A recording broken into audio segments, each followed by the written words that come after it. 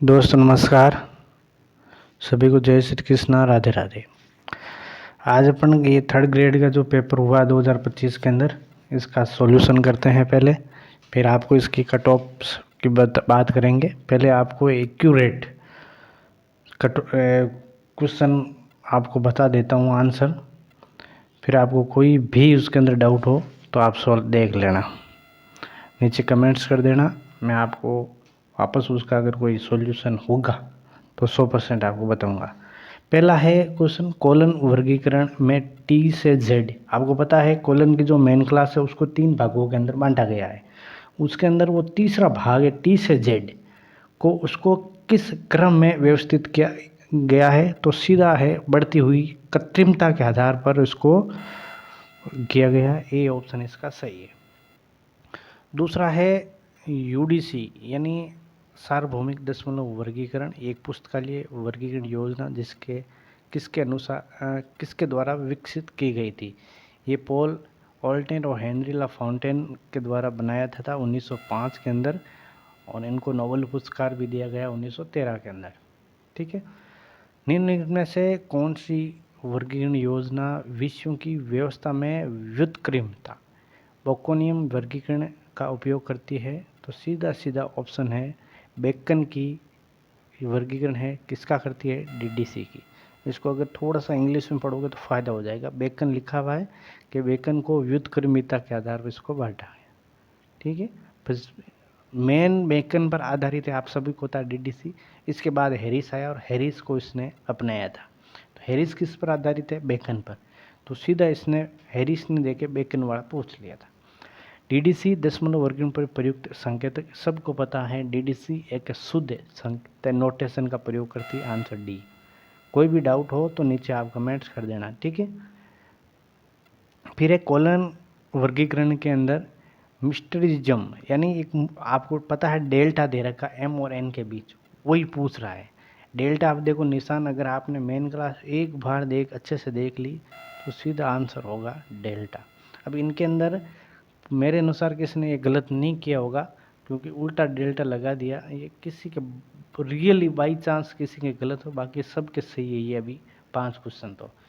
अगला है यूडीसी में 2 वर्ग संख्या के क्रम का निर्धारण। अब इसके अंदर सीधा है, और कोई पास वाला ऑप्शन भी नहीं है, सिर्फ कोलन और डबल कोलन के अंदर कन्फ्यूजन होता है, लेकिन जिसने कोलन दिया ही नहीं है तो सीधा डबल कोलन दिया है, तो दोहरा कोलन आंसर डी। ठीक है, कन्फ्यूजन नहीं होना है। अगला 7 नंबर क्वेश्चन, पुस्तकालय वर्गीकरण में संक्षिप्तता। अब आपको पता है जब अपन नोटेशन यानी अंकन की विशेषता पढ़ते हैं तो सबसे बेस्ट अंकन वही माना जाता है जो संक्षिप्त हो। तो किसकी ये आंसर? डी आंसर इसका। ठीक है, ये 7 क्वेश्चन हो गए, इसके अंदर किसी को कोई डाउट नहीं होना चाहिए। अगला है होमोनियम का सिद्धांत किस के अनुसार संकेतक धरातल में एक वर्ग संख्या को क्या क्या दर्शाना चाहिए? अब आपको पता है नोटेशन के अंदर अपन पढ़ते हैं, मैंने ये नोट्स के अंदर दिया हुआ है डियर और डियर। एक तो है डियर यानी अपन किसी को बुलाते हैं यानी दोस्त, एक है डियर। डियर मतलब क्या होता है? हिरण। यानी उच्चारण के अंदर अगर थोड़ा बहुत है उसके लिए ये नियम काम आता है। ये नोट्स के अंदर सीधा दे रखा है, आंसर बी। निम्न में से कौन सा कोलन वर्गीकरण में एम्पटिंग अंक नहीं है? सबको पता है टी, वी और एक्स। टी, वी और एक्स, बाकी क्या बचा? C answer. Doctor S R Ranganath ने विशेष वर्गीकरण योजना को क्या कहा था? डेप्थ क्लासिफिकेशन कहा था। किसी का गलत नहीं है ये। संयुक्त विषय वे विषय है जिसमें शामिल है, यानी ये पूछ रहा है संयुक्त विषय, कंपाउंड सब्जेक्ट। कौन सा सब्जेक्ट शामिल है? यानी एक तो मूल विषय होगा और एक उसका पक्ष होगा, कोई भी पक्ष। यानी इसके अंदर देख लो सीधा लिखा एक विषय और एक विकल्प, आंसर बी। ये किसी का गलत नहीं हो सकता। अगर ये क्वेश्चन इनमें से भी अगर एक दो किसने गलत कर दी, समझो वो अच्छे से पढ़ाई नहीं की है। 12वां है कोलन वर्गीकरण में ए से एम के विषय।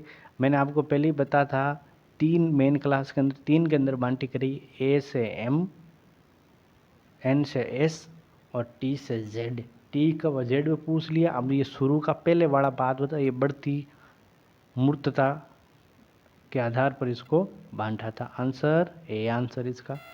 फिर आता है कोलन। वर्गीकरण में किस संस्करण में 2 खाली अंकों को लगातार उपयोग करने की अवधारणा पेश की है? तो ये आंसर होगा इसका सी आंसर होगा, ए आंसर नहीं है। इसका आंसर होगा 7वां संस्करण, जिसके अंदर 2 खाली अंकों को लगातार उपयोग करने की अवधारणा पेश की गई है। यानी आप जब भी चाहो जो चाहो वो यूज कर सकते हो। इंडो अरेबिक अंकों के आधार पर रिक्त अंक क्या है? ये भी रिक्त अंक 9 है। अपन को इसको बोलते हैं हॉस्पिटलिटी। आपको पता है कोलन के अंदर ये इसका बहुत ज़्यादा उपयोग किया गया है भविष्य के लिए। अगर भविष्य के अंदर कोई भी नया सब्जेक्ट आता है तो डीडीसी की तरह इसको नया संस्करण प्रकाशित करने की ज़रूरत नहीं होगी। तो आंसर होगा 9। याद करना, आपको नोट्स के अंदर दे रखा है, ये हॉस्पिटलिटी के नाम से दिया हुआ है, जिसको हम बोलते हैं रिक्त अंक। ठीक है, भविष्य के अंदर कोई भी अगर कोई सब्जेक्ट बनता है तो उसको इसके अंदर आसानी से सीसी के अंदर एडजस्ट किया जा सकता है। डीडीसी के अंदर नहीं किया जा सकता, क्योंकि डीडीसी के लिए नए संस्करण लाना पड़ेगा। इसके लिए नए संस्करण लाने की ज़रूरत नहीं है। आंसर क्या होगा? डी आंसर होगा, 0 नहीं होगा, थोड़ा सा ध्यान रखना। फिर है पुस्तकालय विज्ञान में किसी विशेष विषय के विकास में प्रयुक्त होने वाले विषयों को क्या कहा जाता है? ये अगर जैसे आपने टूल विषय जानते हो, टूल का उपयोग कर भी रखा है रंगानाथन ने, तो आंसर हो जाएगा ए। फिर होता है डीडीसी के अंदर 100 से 600 के जो मेन क्लास है उसको क्या कहा गया? तर्क के आधार पर इसको बांटा गया। और किसी के गलत नहीं, सबके सही है ये। और यूडीसी किसी पर आधारित है, आंसर बी हो जाएगा। कैटालॉगिंग शब्द किससे बना हुआ है? लैटिन शब्द किससे बना हुआ है? या लैटिन या यूनानी दे दिया, कैटालॉग से बना हुआ है। और ये परिभाषा किसकी है? किसी पुस्तकालय सूची को उस रूप में परिभाषित किया, दस्तावेजों की एक सूची जो किसी निश्चित योजना अनुसार व्यवस्थित होती है। तो इसका एक ही वर्ड पकड़ना था, क्या? निश्चित योजना अनुसार। किसने कहा था? कटर ने कहा था। अगला चलते हैं 20वां क्वेश्चन। पुस्तकालय, ये तो सबका सही है कि उसकी साइज पूछिए। सूची का 12.1 7.5। 21वां है राष्ट्रीय पुस्तकालय कलकत्ता अपनी सूची किस रूप में प्रकाश आता है? हमेशा मुद्रित मुख के रूप के अंदर आती है। टेंशन लो मत, ये इनमें से शायद 21 क्वेश्चन 1-2 किसी के गलत हो, बाकी सबके सही होने चाहिए क्वेश्चन। जिसने अच्छी पढ़ाई करी है वो उसके सबके क्वेश्चन ये सारे हैं। फिर है थीरोसस आर्टी रिलेटेड टर्म, ये भी सही है, आंसर डी हो जाएगा। अगला है किसी सूचीकृत भाषा को मनुष्य के बीच में दैनिक जीवन के अंदर, अपन जब दैनिक जीवन के अंदर प्रयोग करते हैं तो उसको बोलते हैं प्राकृतिक अनुकरण का भाषा।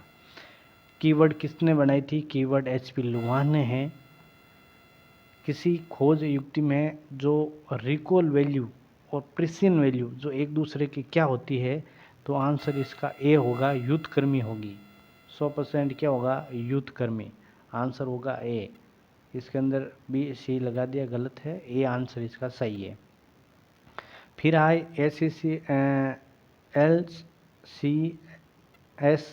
ने 1910 से 14 आने वाले पश्चात कौन सी विशेष शीर्षक सूची बंद कर लिया? तो ये है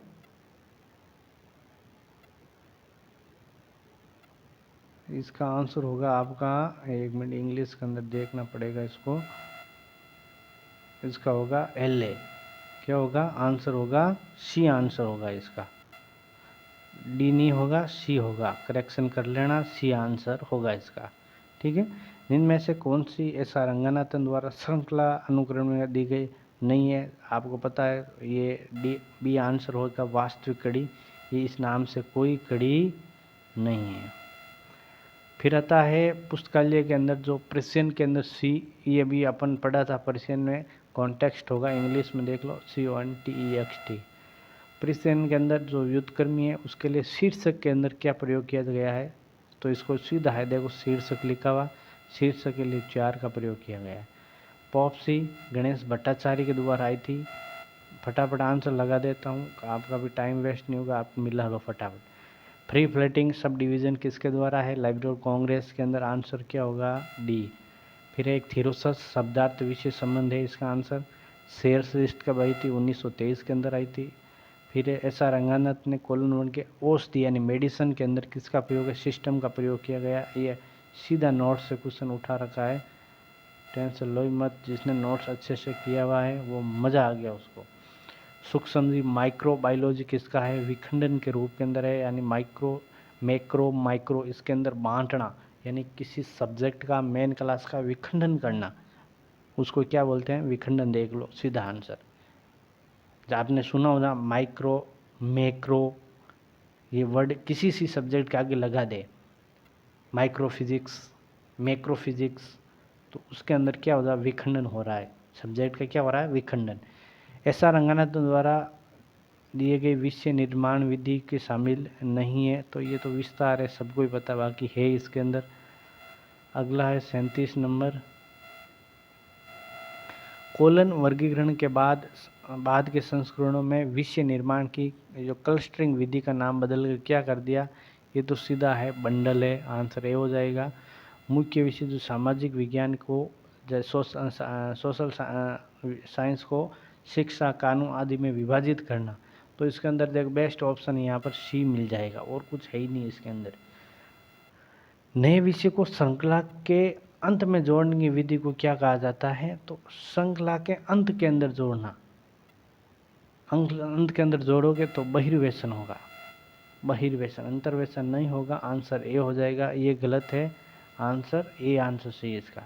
फ्यूशन, फ्यूशन का आपको पता है दो सब्जेक्ट, विखंडन के अंदर बांटना, समकक्ष वर्ग और अधीनस्थ वर्ग, आंसर इसका होगा 2 नंबर।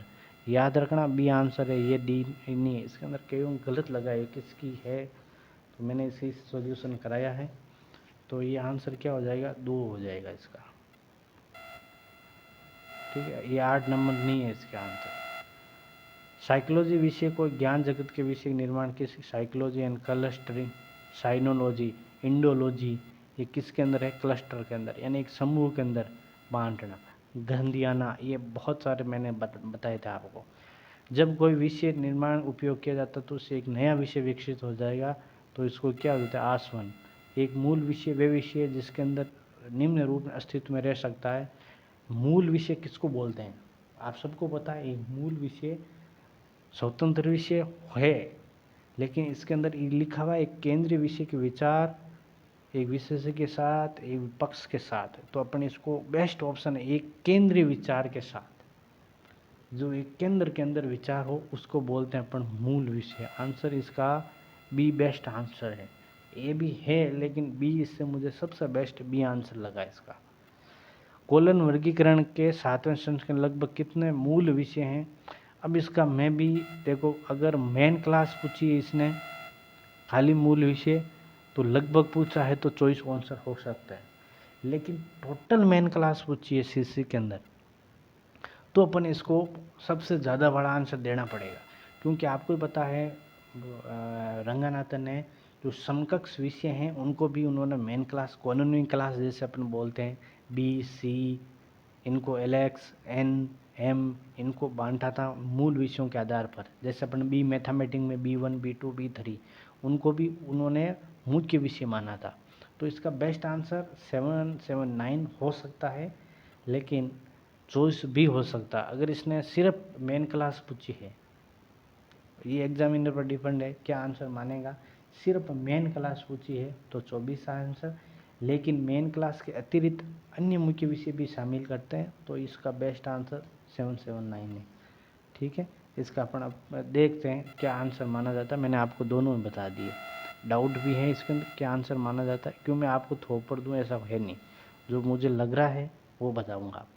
अनुसंधान प्रणाली निर्माण किस विषय आसवन फर्स्ट के अंदर आएगी? ये गलत है, आसवन 2 है, आसवन फर्स्ट सेकंड थर्ड, लेकिन अपन ने आज तक की मैंने नोट्स में आसवन फर्स्ट ही पढ़ाई थी, सेकंड तो मैंने भी इतना डीप नहीं पढ़ाया था।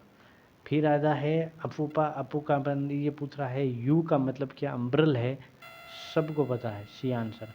वेदों के अनुसार आपको पता है धर्म अर्थ काम मोक्ष, तो राजनीति अलग कर लो। जेडी ब्राउन ने क्या बनाया, सब्जेक्ट क्लासिफिकेशन 1906 के अंदर बनाया। एस.आर. रंगनाथन द्वारा प्रस्तुत पुस्तकालय वर्गीकरण के गतिशील सिद्धांत। गतिशील का मतलब ये क्या है कि कोई भी अगर नया विषय आए, अभी मैंने आपको बताया था एक क्वेश्चन के अंदर, कोई भी जिसको अंदर हॉस्पिटलिटी बोला था, ये जो गतिमान सिद्धांत बनाए थे, डायनेमिक थ्योरी दी हुई थी, वो बनाई थी इसीलिए कि भाई कोई सब्जेक्ट नया है तो उसको आसानी से इसके अंदर एडजस्ट किया जा सकता है। आंसर क्या हो जाएगा, ये आंसर हो जाएगा। 50वां क्वेश्चन है, पुस्तकालय में वर्गीकरण प्रणाली का उपयोग करके किसी पुस्तक का वर्गीकरण करने वाले व्यक्ति को क्या क्लासीफायर है। ये तो सबको पता है, दो ही नाम होते हैं, क्लासिफिकेनिस्ट और क्लासीफायर। फिकेनिस्ट तो उसको बोलते हैं जिसने बनाई वर्गीकरण, ये के उपयोग करने वाले व्यक्ति को पूछ रहा है तो जाएगा क्लासीफायर। होमोनिम्स की समस्या का सामना वर्गीकरण को खाली जगह पर करना होता है। ये आपको होमोनिम्स मतलब दो समान अर्थ देने वाले, तो उसको संकेतक नोटेशन के अंदर इसका उपयोग करते हैं। और स्थायित्व का उपसूत्र आता है, वो आंसर है वैचारिक। आंसर हो जाएगा सी इसका। टेंशन लेने की दूरी, आराम से सीधा सीधा है ये। अब आपको लगाना है और फिर बताना है कितने आपके राइट हो रहे हैं, ठीक है। अगला है, एस.आर. रंगनाथन ने पुस्तकालय वर्गीकरण के कार्य को धरातलों में विभाजित किया, तो आपको सबको पता है 3 भागों के अंदर बांटा था। नोट्स में सीधा क्वेश्चन दे रखा है। एस.आर. रंगनाथन ने एक वर्गीकरण योजना को डिजाइन करने के लिए कितने कैनन बनाए थे।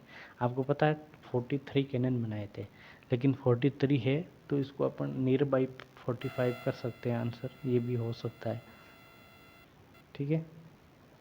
विस्तार में कमी का कैनन, विस्तार में कमी यानी जब सामान्य से अपन विशिष्ट की ओर जाएंगे तब विस्तार में कमी हो जाएगी। और ये विस्तार का अगर इसी को अगर एक क्वेश्चन आगे और आ जाएगा, सेम का सेम है, उसके अंदर भी अपन घटना करना है, क्योंकि इसके अंदर 10 क्वेश्चन तो ऐसे है जो अगर आपने पूरा पेपर किए तो 10 क्वेश्चन आसान से उसी में से क्वेश्चन से हो जाएंगे, ठीक है। कोलन वर्गीकरण प्रथम संस्करण, ये तो सबको पता है, रिजली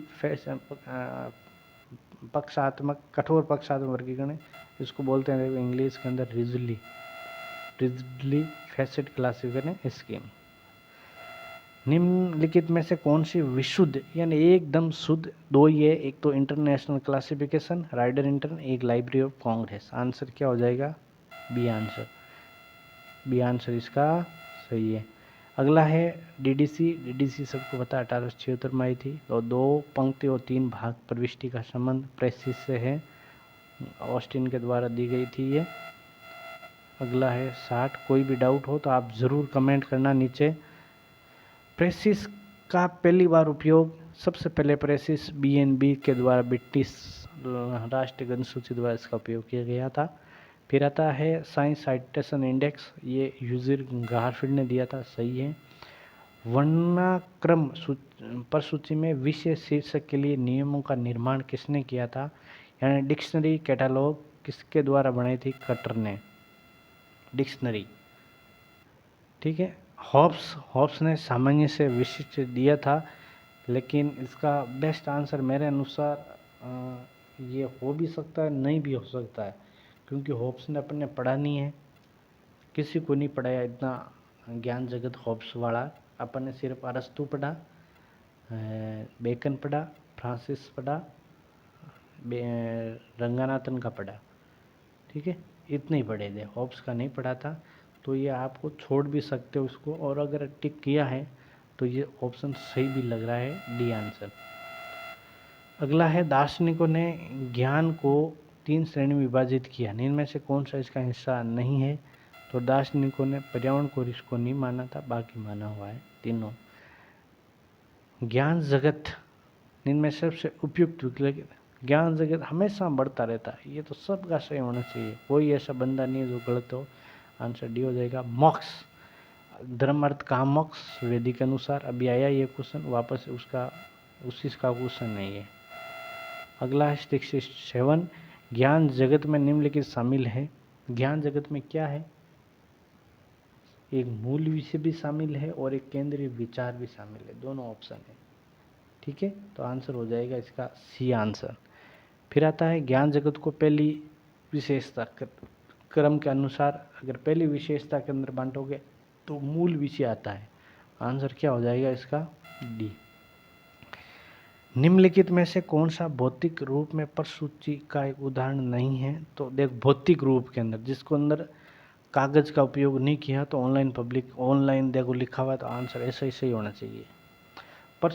वर्गीकृत सूची कोड में एक ऐसी अंक प्रविष्टि है जो किसी दस्तावेज की एक भाग की केवल वर्ग संख्या प्रदान करती है। सबको पता है शीशे के अंदर 2 ही अंक प्रविष्टि है, एक मेन क्लास की, एक CRE cross reference entry. Answer होगा डी। सूचीकरण जो मानक किसने दिए थे? ये एस.आर. रंगानाथन ने दिए थे। ये तो सबका सही होना चाहिए भाई साहब। अगला है 72 क्वेश्चन। एस.आर. रंगानाथ के अनुसार दूसरे क्रम की सारणी आने वाले विषयों को कैनन के अनुसार बांटा गया है। आंसर हो जाना चाहिए बी। निम्नलिखित में से कौन सा एक कैनन डॉक्टर एस.आर. रंगानाथ द्वारा कैटालॉगिंग के परिचय के अंदर दिया गया है? तो रिकॉल वैल्यू का दिया रखा है। आंसर हो जाएगा डी। ठीक है, और डाउट है क्या किसी को? किसी को डाउट नहीं होना चाहिए। डाउट है तो कमेंट्स करो, मिल जाएगा आंसर उसी का भी। वो भी एक फैक्ट के साथ दूंगा, ऐसा नहीं दूंगा। कैटालॉगिंग सिद्धांतों पर अंतर्राष्ट्रीय सम्मेलन हुआ था 1961 के अंदर। आंसर हो जाएगा ये डी। फिर है निम्नलिखित में से कौन सा अंतर्राष्ट्रीय ग्रंथ सूची विनिमय प्रारूप का उदाहरण नहीं है? तो ये कौन सा नहीं है देख लो। CCF है, FRBR फंक्शन रिक्वायरमेंट है, ये पूरा ग्रंथ सूची का, तो जो US मार्क नहीं है। फिर आता है मूल मार्क प्रारूप के अंदर जो 1960 के अंदर आया, तो लाइब्रेरी ऑफ कांग्रेस, सबको पता है मार्क किसकी है, लाइब्रेरी ऑफ कांग्रेस की। मार्क के अंदर जो टैग शीर्षक एडिशन टाइटल किसके अंदर दे रखा है? 245, सबके पता है। फिर है पहली इंटेशन कार्ड के बाएं हाशिए के अंदर 8 स्थान का छोड़कर, फिर 4 स्थान का छोड़कर, फिर 2 स्थान का छोड़कर। ये क्वेश्चन कई बार रिपीट भी हो रखा है ओल्ड पेपर के अंदर।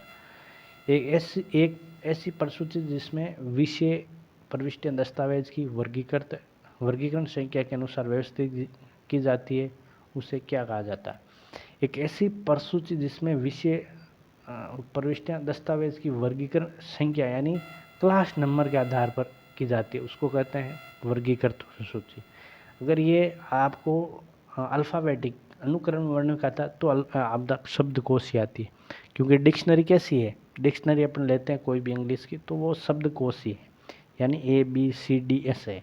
लेकिन ये पूछा है वर्गीकृत संख्या के अनुसार, तो जो अपन क्लास नंबर बनाए उसके अनुसार तो प्रसूची, ये आंसर। वेब वर्गीकरण पद को ऑन्टोलॉजी, बहुत ही आसान सवाल है ये नोट्स का लास्ट पेज है, वहाँ दे रखा है, 2nd यूनिट का लास्ट पेज सीधा। पुस्तकालय वर्गीकरण में CRG क्लासिफिकेशन रिसर्च ग्रुप किसका गलत नहीं है होना चाहिए? फ्रांसिस बेकन ने जो बेकनियन वर्गीकरण प्रणाली का उदाहरण क्या है? ज्ञान वर्गीकरण। उसने ज्ञान को आधार पर 3 भागों के अंदर बांटा था, वही है जिसके आधार पर अभी क्वेश्चन आया था DDC का।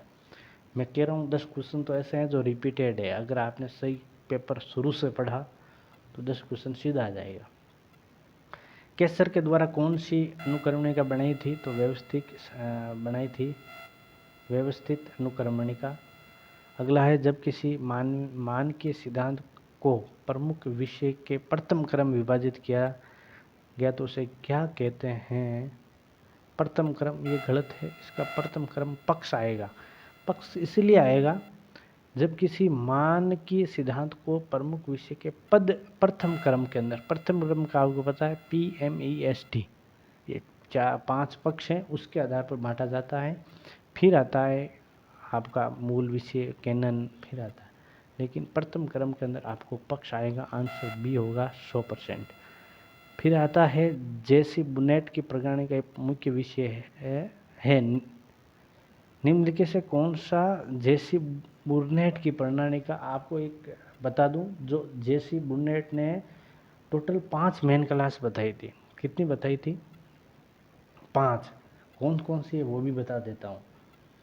धर्मशास्त्र, न्यायशास्त्र, कला विज्ञान, साहित्य और इतिहास, ये 5 मेन क्लास बताई थी बुर्नेट ने। अब इनमें से देख लो कौन सा है। भाषा मैंने बोला नहीं है, रहस्यवाद बोला नहीं है, जनरेलिया बोला नहीं है, तो क्या बोला? इतिहास। धर्मशास्त्र, न्यायशास्त्र, कला, विज्ञान, साहित्य और इतिहास। तो ये पूछ रहा है कौन सा मुख्य वर्ग है, तो इतिहास है। ये नहीं है, ये इतिहास है। ठीक है, आंसर हो जाएगा इसका सी। एस.आर. रंगनाथन ने अपना वर्गीकरण सिद्धांत प्रतिपादित किया जिसमें नाम से है, तो ये गतिशील सिद्धांत क्वेश्चन आ रखा है, वापस आ गया। सीसी का 30 संशोधन कब आया? 1950, पहला 33, दूसरा 39, तीसरा 50, सीधे सीधे आएगा। जब वर्गों को सामान्य से विशिष्ट तक एक श्रृंखला व्यवस्थित किया जाएगा तो विषय का विस्तार, ये देखो अभी ऊपर आ रखा है, इसी का तो बोल रहा था मैं। देखो ये कई बच्चों ने गलत किया कि ये सर ये घटता कैसे है, तो ये क्वेश्चन तो आ रखा है ऊपर, वही वापस रिपीट किया हुआ है। ठीक है, अगला है निम्नलिखित में से कौन सा पुस्तकालय प्रसूची में उपयोग किया जाने वाला एक शब्दावली नियंत्रण उपकरण है, तो विषय शीर्षक सूची, सीधे सीधे आंसर है। 90 नंबर आंसर क्वेश्चन है, थीरोसिस निम्नलिखित में कौन सा गैर पदानुक्रमिक संबंध का उदाहरण है थीरोसिस के अंदर, तो ये आंसर ये नहीं होगा, ये होगा शब्दार्थ विशेष शीर्षक संबंध, आंसर ए हो जाएगा। निम्न में से कौन सा ग्रंथ सूची मानक गैर पुस्तक सामग्री के लिए नहीं है? गैर पुस्तक सामग्री, तो इसके अंदर गैर पुस्तक सामग्री के लिए नहीं है, तो आपको पता है ISBD M आया। एम का मतलब होता है मोनोग्राफ। अपन कोई भी एक सब्जेक्ट की बुक आती है, जैसे रंगनाथन की जो बुक आई प्रोलोगियम टू लाइब्रेरी क्लासिफिकेशन 1970, वो किसके अंदर आती है? मोनोग्राफ के अंदर, यानी एक बुक के अंदर है। तो आंसर क्या हो जाएगा? डी आंसर है। ये गलत है, ये 3 तो नहीं होंगे, 100% आंसर क्या होगा? डी आंसर होगा, एम। FRBR गुण का संबंध 2004 में द्वारा विकसित, ये तो FRBR डेल्सी ने किया था। अगला है निम्नलिखित में से कौन सी मानक प्रसूची मानकों के अंतर्गत आती है? नहीं आती है पूछ रहा है। ठीक है, तो ISBN नहीं आती है, बाकी सब आ रही है, देख लो मार्क आई है। ISBD यानी जो ग्रंथ सूची के जो मानक है वो पूछ रहा है। अब ISO 2709 पर तो अपन पढ़ते हैं, CCF पढ़ते ना, CCF मार्क 100% पढ़ते हैं, ISBD पढ़ते हैं। ISBN बुक के लिए है, ना कि ग्रंथ सूची के लिए। ठीक है, तो आंसर हो जाएगा ए नंबर। फिर भी आपको कोई डाउट हो तो बता देना, मेरे अनुसार कोई डाउट नहीं होना चाहिए। डाउट वाले क्वेश्चन का मैं पूरा देखो उसका पूरा एनालिसिस करता हूँ, बाकी आपको आंसर बता देता हूँ। मार्क का पूर्ण मशीन रीडेबल कैटालॉगिंग होगा। ISBD जी कब आया था? 1977 के अंदर आया था। ACR सेकंड का तीसरा संस्करण बनाने के बजाय एक पूरी तरह से नया कोड बनाया था, आपको सबको RDA बनाया था। फिर आता है सूची कोड में संस्थापक अनुवादक को दस्तावेज की विषय वस्तु के उत्तरदायी व्यक्ति नहीं माना गया है कि भाई ये किसके लिए उत्तरदायी नहीं है, संपादक अनुसार। मेरे अनुसार ये CC का ऑप्शन होगा। फिर इसका देखते हैं, मेरे अनुसार सी आंसर, बी आंसर सही है इसका। ट्रिपल सी के अंदर संपादक और अनुवादक को दस्तावेज की विषय वस्तु के लिए उत्तरदायी नहीं माना गया है। RD का पूरा नाम, अब देखो RD ऊपर दे रही है, वापस देखो संसाधन विवरण अभिकरण, इंग्लिश में देख लो यही हुआ, रिसोर्स डिस्क्रिप्शन एक्शन। ये क्वेश्चन सेम ऊपर 96 और 98 सेम क्वेश्चन है। बस इसी तरह अगर आपने सही ढंग से किया तो आपको 10 क्वेश्चन का फायदा हो जाता है। यहाँ FRBR का संबंध निर्देश जिसे विकसित किया गया है, तो FRBR ईफ्ला ने किया था, सीधा आंसर है। फिर ACR2 कब आया था संशोधित वाला, तो संशोधित 1988 आया था। बस ये 100 क्वेश्चन है। अब आपको कोई भी डाउट हो इस 100 के अंदर, जो इसमें गलत है मैंने सही करा दिए, बाकी आप देख लेना, अच्छे से बता दिए। मेरे अनुसार इस क्वेश्चन के अंदर लगभग 94-95 जिसने अटेंड किए वो तो फायदे के अंदर 90 तक, और जिसने कर लिए 100 उसका 10 नंबर माइनस हो जाता है सीधा सीधा, वो आ जाएगा आपका 70 पर। ठीक है, 70 तक आ जाएगा, 100% है। अब आपको कैसे किससे मेरिट क्या रहेगी, तो मेरे अनुसार इसके अंदर आपको ज़्यादा से जितने बच्चे ने पढ़ाई की है वो अच्छी पढ़ाई की है, वो 70 क्वेश्चन सही कर सकता है। कितने कर सकता है? 70। बस इससे ज़्यादा क्वेश्चन राइट नहीं कर सकता। ओरिजिनल आंसर है देख लेना, 1-2 डिलीट हो जाएंगे, उस 70 पर आ जाएगा। ऐसा कोई बच्चा नहीं है जो बोल रहे मेरे 80-90 तक क्वेश्चन सही है, तो 70 तक आ जाएगा। और पहले पेपर के अंदर देख लो 50-60 क्वेश्चन कर सकता है, इससे ज़्यादा नहीं कर सकता। कितने कराओगे पहले क्वेश्चन पहले पेपर में? तो लगभग मेरे हिसाब से 50-55 क्वेश्चन कर सकता है। मेरिट क्या रहनी है? मेरिट रहेगी लगभग 240 से 50 के मध्य, 100%। ठीक है, तो मेरिट आपको बता दी है, टेंशन लेने की जरूरत नहीं है। जिसके 250 नंबर है उस कोड का रिजल्ट हो जाओ, नंबर आ जाएगा। ठीक है, ये रहेगी मेरिट, 250 नंबर से ज़्यादा नहीं जाएगी। और कैसे नहीं जाएगी वो भी बता दें। 250 के अंदर 125 क्वेश्चन राइट होते हैं, आपको बताएं 250 के अंदर कितने राइट होना चाहिए? 125 तब होता है। अब 125 कैसे हो गए आपको बता दिया। 70 इसमें से ज़्यादा नहीं कर सकता, जिसके 70-75 क्वेश्चन। अब मैं वो टॉपर वाले की बात नहीं कर रहा हूँ, 70-75 औसत यही रहे, 70-75। और फर्स्ट पेपर के अंदर जिसने 55-60 राइट कर लिए वो रेडी है, तो 250 नंबर ठीक है। ये थी, देख लेना आप, इससे ज़्यादा मेरे इस अनुसार नहीं जाएगी, क्योंकि पेपर का लेवल है इतना, 70 क्वेश्चन करे जैसा है। 10 क्वेश्चन अगर, क्योंकि एग्जामिन का एक माहौल अलग होता है, 2-3 क्वेश्चन बच्चा ऐसे ही गलत कर देता है। ऐसा कोई भी बच्चा नहीं मिलेगा कि मैंने आता हुआ 2 या 4 क्वेश्चन गलत कर दिए, 100% करेगा। ठीक है, ये थी अपनी आंसर की बता दिए। फिर भी एक या 2 क्वेश्चन के अंदर आपको डाउट हो तो मुझे कमेंट्स कर देना, मैं आपको और एनालिसिस करके साथ में बता दूंगा। तो ये अपन सेकंड पेपर की बात आती है। तो मिलते हैं अपन नेक्स्ट क्लास के अंदर, तब तक के लिए आप सभी को जय श्री कृष्णा, राधे राधे।